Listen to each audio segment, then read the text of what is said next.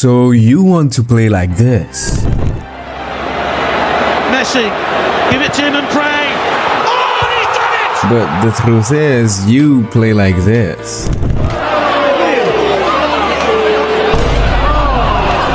Everyone dreams of leveling up quickly, but the reality is if you train, think, and play exactly like everyone else, you'll always remain on the same level as the crowd, far away from the top.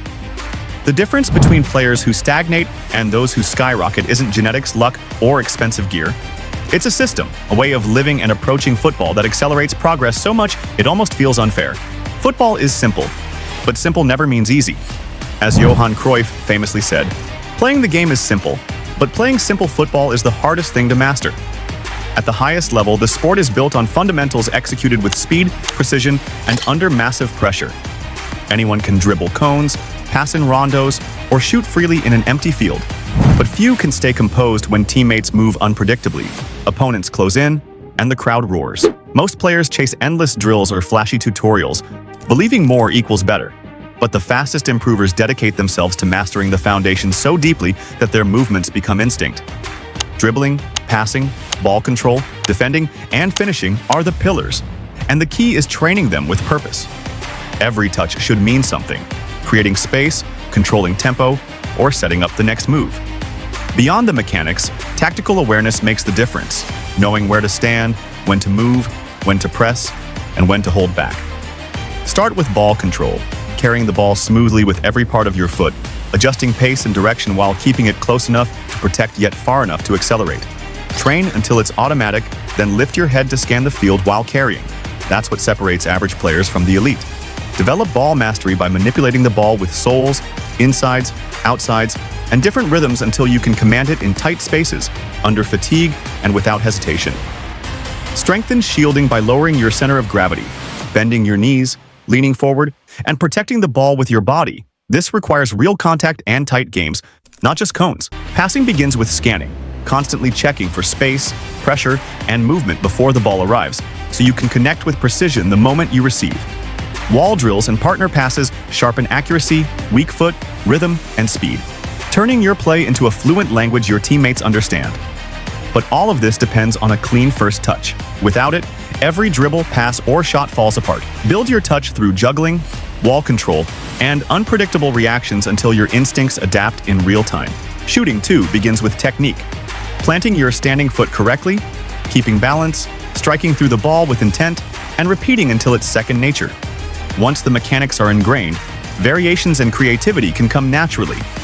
Defending is about shape, balance, and anticipation. Stay angled, guide attackers into predictable spaces, and sharpen reactions with interception drills or small one-on-one duels. For dribbling, repetition and shadow play are vital. Learn moves until they're automatic, then add speed, then apply them against real pressure. The ultimate accelerator, however, is small-sided games and futsal. These compress hundreds of touches, decisions, and reactions into every session, forcing you to adapt quickly under non-stop involvement. That's why players raised in street football environments often outshine academy kids. They've faced chaos, intensity, and constant decision-making daily. On top of playing, watch football like a student, pausing and analyzing choices instead of just enjoying the show. Ask why a pass was made, why a dribble wasn't attempted, why positioning mattered. Improvement at a pace that feels like cheating doesn't come from magic tricks, but from obsessive attention to basics, tactical intelligence, and relentless repetition.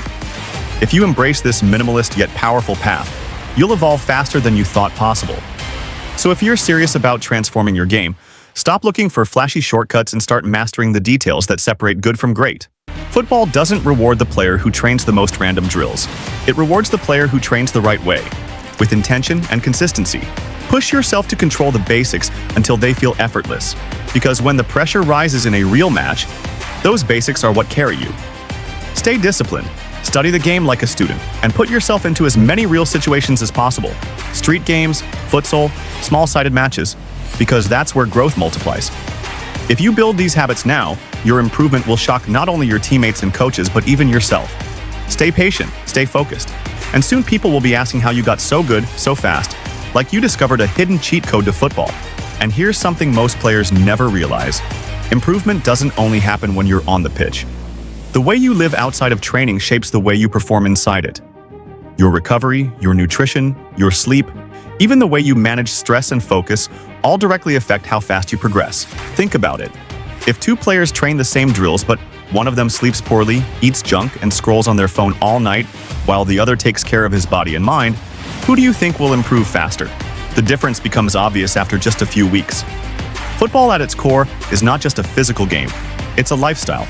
Every choice either pushes you closer to your goals or pulls you further away. Mentality is another part of the cheat code. Too many players give up as soon as training gets uncomfortable or when they fail a few times.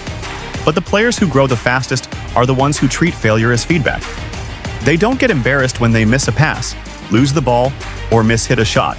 They analyze, adjust, and go again. If you want to improve at lightning speed, you must fall in love with repetition, even when it feels boring, even when nobody is watching. That's how your brain wires new habits and makes them automatic under pressure. The difference between a good player and a great one is often just who was willing to stay on the field an extra 20 minutes, repeating the basics after everyone else went home. Another overlooked factor is mindset during games. Instead of focusing only on what you're doing with the ball, train your brain to constantly observe the bigger picture. Ask yourself, where is the space opening up? Where are my teammates running? How can I position myself 2 steps ahead of the play? This level of awareness makes the game slow down for you, and when that happens, you suddenly look like the smartest player on the pitch. That's not magic. It's training your vision, your anticipation, and your ability to process information quickly. Finally, remember this. Football is supposed to be fun. If you approach every session with pressure and frustration, you'll burn out.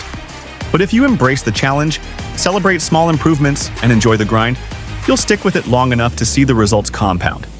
Improvement that feels like cheating isn't really cheating. It's the reward for smart, consistent work and a mindset that refuses to quit.